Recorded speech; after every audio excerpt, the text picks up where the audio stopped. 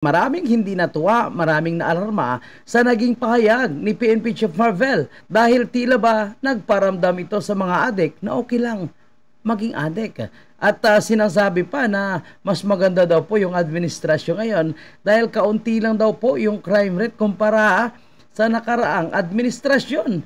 Yes, marami talaga nakaraang administrasyon. Obvious na obvious yan. Dahil sila po ay nagtrabaho ng todo. Ngayon, sino ang tinatrabaho nila? May mga sumusuko ba ngayon na pusher, drug lord, drug addict? Wala po. Kumpara mo nung panahon ni PRRD, no?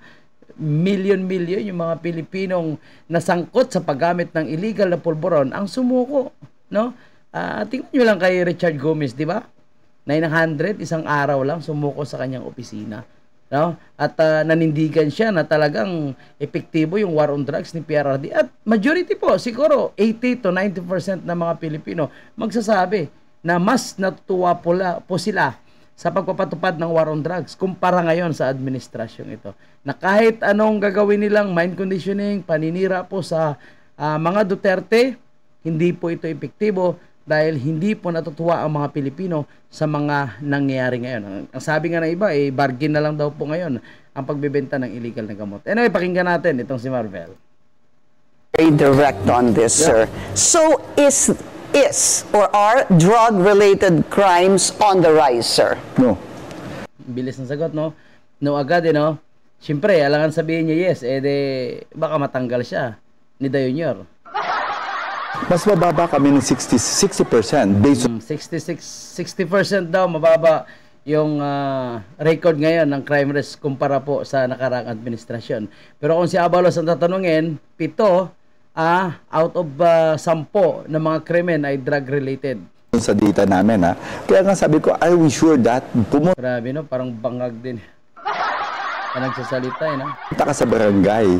Kasi baka mali yung reports natin kasi mas lalo na pag sa barangay ka pumunta, talagang doon mo malalaman talaga kung hindi bias ang barangay, hindi tinatakpan ng administrasyon ngayon, malalaman mo talaga na kahit yung mga barangay officials ngayon ay apektado at hindi lang yan, takot na rin silang magsalita dahil wala na pong magbibigay sa kanila na protection.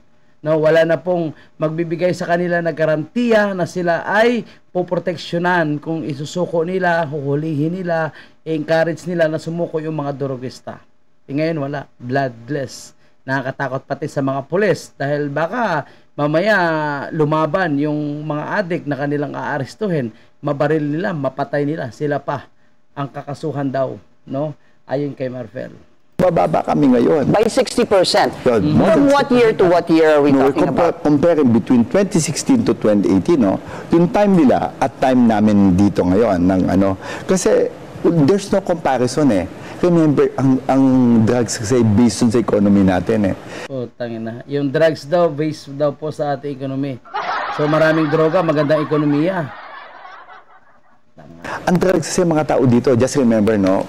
Bakit may mga tao gumagamit ng drugs? Bakit ang mga tao gumagamit ng drugs? Bakit? Remember, hindi sila addict. Oh? Gumagamit ng droga pero hindi sila addict? Hindi nga. Paano yun? So, gumagamit sila ng droga pero hindi sila addict. Bakit kaya? Kasi gusto lang maging addict. Remember? Gumagamit ng droga, hindi sila addict, pero gusto lang nila maging addict. Putang ina yan. Baka kailangan na po magpa-psycho-neuro exam itong si PNP Chief Marvel para malaman po natin kung tama pa ba yung pagtatakbo ng kanyang utak. Sakto pa ba yung laman ng kanyang utak? Kung gumagamit ng droga, hindi sila addict.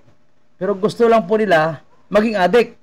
Ang gumagamit ng drugs sa mga tao natin, especially mga ang gumagamit ng drugs na tao natin, tao mo, ibig sabihin, pulis, gumagamit ng droga?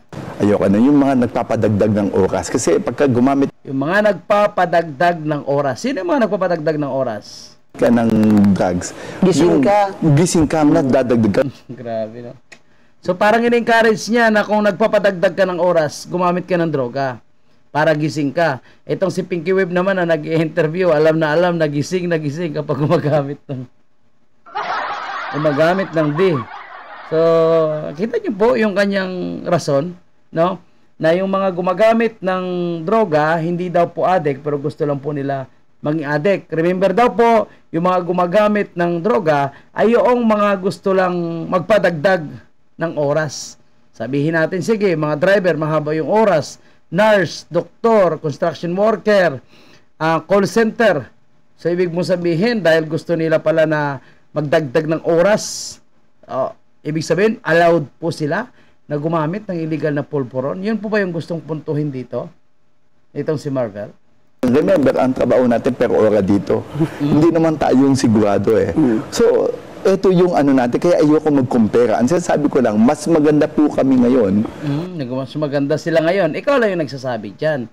Pero on the ground, yung mga Pilipino nagsasabi na hindi po maganda ngayon yung pamamahala ni Marcos Jr. Dahil ang mga Pilipino gusto talaga nila na magiging drug-free po yung ating bansa. Pero ngayon, bloodless, no? Walang kampanya laban sa illegal na droga. Mayroon, pero sinasabi nilang bloodless.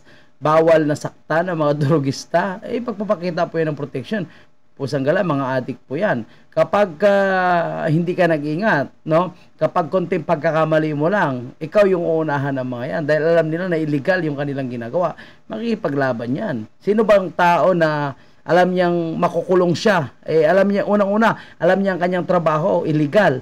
So, nung pinasok niya illegal na yan, ang unang ano niya, na kapag uhulihin siya ng mga otoridad, tatakas yan. At kung may ipit, lalaban yan. Kasi hindi po sila papayag na makukulong. Tapos ngayon sabihin mo is bloodless. No? Na kapag makapagpatay ang isang pulis ng isang drogista o isang suspect na nanlaban, pwedeng kasuhan ng murder at saka homicide. Dun sa data namin sa About Crime, mas nabubroadcast lang ngayon kasi hindi dati takot ang report. Dati takot ang report. Lantaran nga yung report dati. At lantaran yung pagrereklamo. Walang natatakot dati. Grabe naman ito si Marvel, balibaliktad po yung kanyang mga sinasabi. Dati daw takot mag-report. Dati walang takot mag-report. Dahil alam nila na sila ay mapoproteksyonan from the barangay. Lalo na ngayon dahil wala nang programa nyo.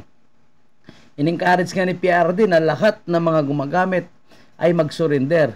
No? Sumuko na. 'Di ba? Pero wala eh. Kasi sige, subukan mong gumawa ng... And data will back you up on that. Of course. That it's down. What again, sir? 60%?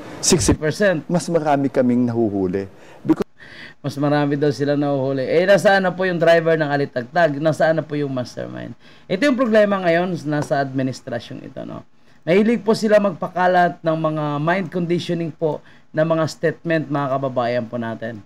So, gawa-gawa sila ng statement, no? For example, gaya nito sa sinasabi ni Versamen, no, na hindi po siya naniniwala o kinukontraya yung naging pahayag ni PRRD na mas tumaas ang krimen ngayon sa ating bansa. And yan po ay pinagbabasihan ni PRRD, yung mga datos, yung galing din po sa ordinaryong mga Pilipino.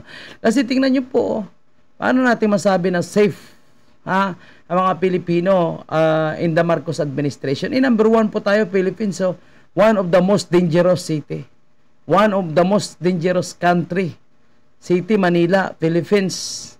So, one of the most dangerous. So, paano mo nasasabi na walang krimen at hindi talabak ang krimen kung sa ibang bansa ay kilala po tayo ng most dangerous ngayon.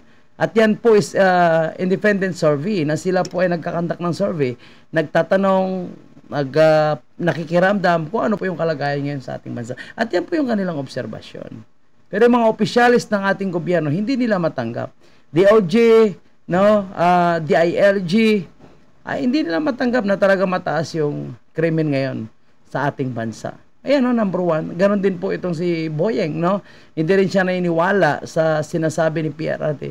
Pero si PRRD po, bilang isang abogado at tanging presidente, matagal na po yan na humahawak sa LGO. Alam niya yung kalakaran dyan. Alam niya na talagang nandyan na yung krimen, no? Talagang bumabalik na. Pero ayaw lang pong aminin ng nasa Philippine National Police, si President Bongbong, no? Yung DILG, DOJ, no? Pati yung kanyang executive secretary, ayaw nila aminin. Pero yan ang totoong nangyayari ngayon. At nakakadismaya po itong sinasabi ni Marvel na tila ba mas, no? mas gusto niya ngayon bigyan ng protection itong mga durugista kaysa mga ordinaryong Pilipino na biktima ng mga durugista. Tandaan po natin, isang durugista lang, no, isang pusher lang ang magkaroon sa isang lugar, libo-libo pong pamilya ang kanyang masisira dahil sa illegal na pulburon. Kaya ako pabor ako, di baling magurgur ang mga ito, no? Wag lang po yung mga ordinaryong Pilipino ang mabibiktima.